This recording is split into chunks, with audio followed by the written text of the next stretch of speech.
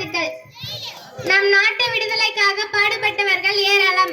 அதிலும் குறிப்பாக தமிழகத்தில் எண்ணற்ற வீர மறவர்கள் நாட்டை ஆண்டு புகழின் உச்சியை அடைந்திருக்கின்றார்கள். தமிழகத்தின் பாஞ்சாலக்குறிச்சி வீரத்தின் விளைநிலம், தைரியத்தின் ஊற்று நீர், தன்மானத்தின் சாரல், வீறு கொண்ட இம்மண்ணின் 17ஆம் நூற்றாண்டின் பாளையக்காரர் மரபில் உதித்தவர் தன்மான சிங்கம் வீரபாண்டிய கட்டபொம்மன்.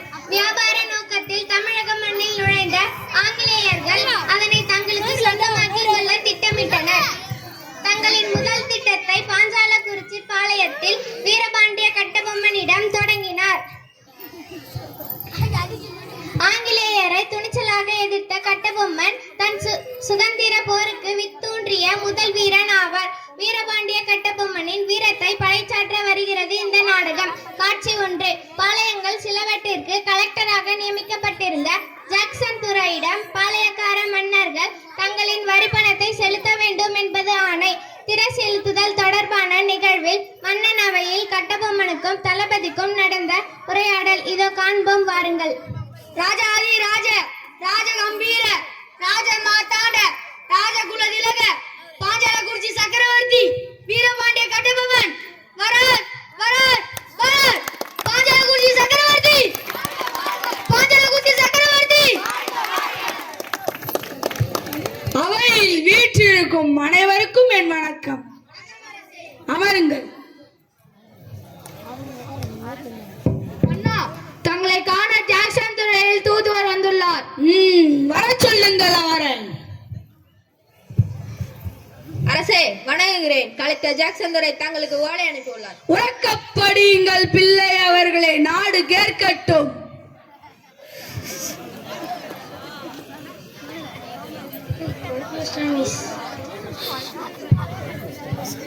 முகவரி உமக்கே. விஷயம் வருமாறு. நான் சர்வதிகாரம் பெற்று தென்னகத்தை என் விருப்பப்படி நடத்த பெரும் பதவியேற்று திருநெல்வேலியில் தங்கியுள்ளேன்.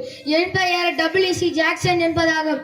ஏழைய பாளையக்கர் எல்லாம் அரசியல் முறையாக என்னை பேட்டி கண்டுவிட்டு வரியும் செலுத்தி விட்டார்கள். நீர் மட்டும் வராதது ஏன்? குறிப்பிட்ட கேடுக்குள் என்னை வந்து பார்த்துவிட்டு வரியை செலுத்தாவிட்டால் பாளையம் பறிக்கப்படும். அதற்கு பின் ஏற்படும் அனைத்து விளைவிற்கும் நீரே பொறுப்பு. இப்படிக்கு WC ஜாக்சன், திருநெல்வேலி. அச்சுறுத்தியானவன், அந்நியனவன், அகம்பாகம் பிடித்தவன். ஆணையிடுங்கள் அரசு. நொடியில் வருகிறேன் நான் தலைவுடன்.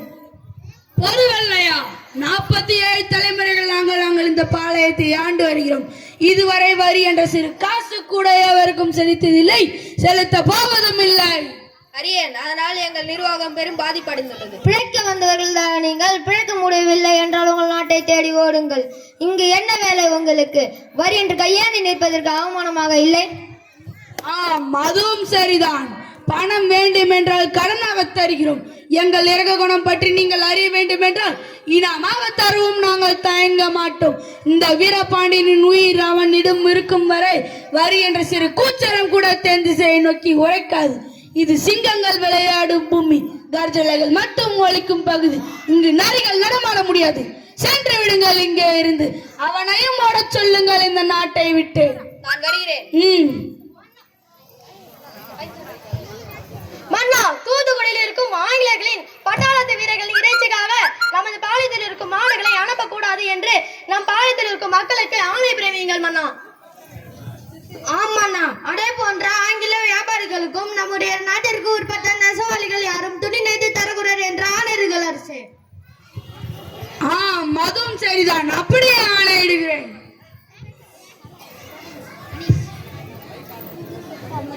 மன்னா, தங்களை காண கோபாலயர் வந்துள்ளார்.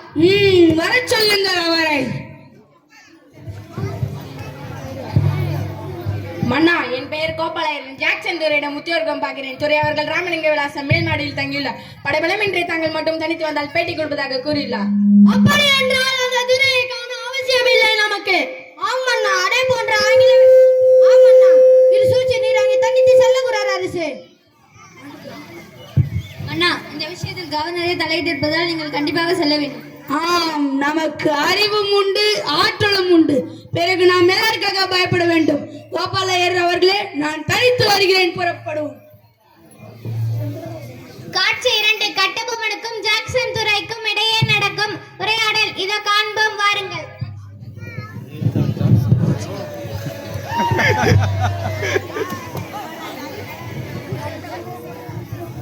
துரையே, கட்டபொம்மன் வருகிறார்.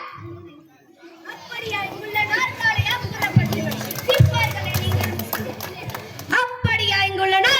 அப்புறப்படுத்துங்கள் சிப்பாய்களே, நீங்கள் மறைந்து கொள்ளுங்கள். அவன் வந்து உட்கார இடமளிக்க கூடாது. சரி அண்ணா.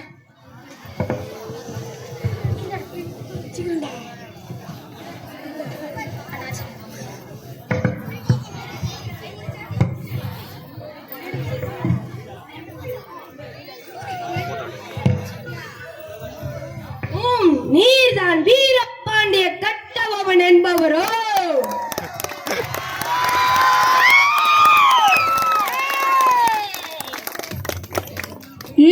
நீதான் ஜாக்சன் துரை என்பவனோ? ஏது வெகு தூரம் வந்துவிட்டு நட்பு விரும்பி அழைத்ததாக அறிகிறேன். அதையே விரும்பி நானும் வந்துள்ளேன். நட்பு வேண்டுமானால் அதற்கேற்ற நடத்தை இல்லை உன்னிடம். கற்றுக் கொடுக்கும் இனம் தமிழினம்.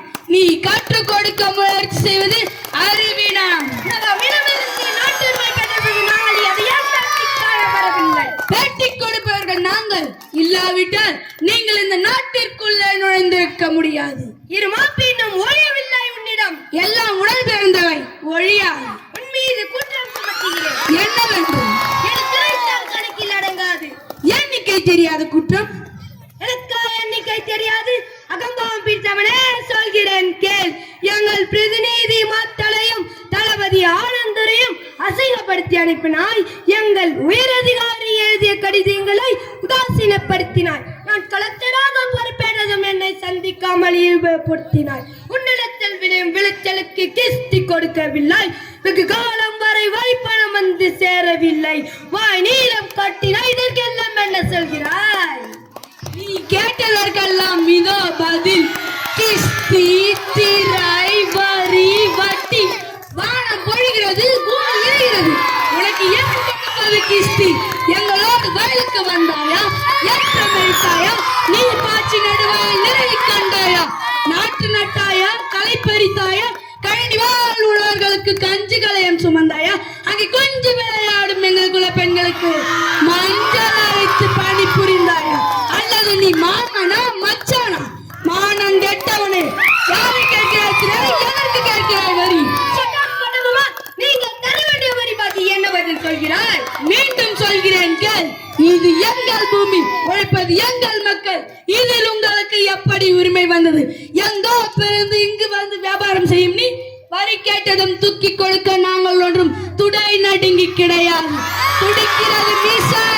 அடக்க அடக்க என்று நட்பு நாடி உறவுமுறை தடுக்கிறது. என்ன மீசை முறிக்கிறாயா? ஆஹா, ஆபத்து காரிகுறி. உன்னை சிறை பிடிக்க உத்தரவு விடுகிறேன். என்ன வரச்சொல் பார்க்கலாம். மானம் அழிந்து போகவில்லையான தமிழனுக்கு மடி மீது கை வைத்த உன்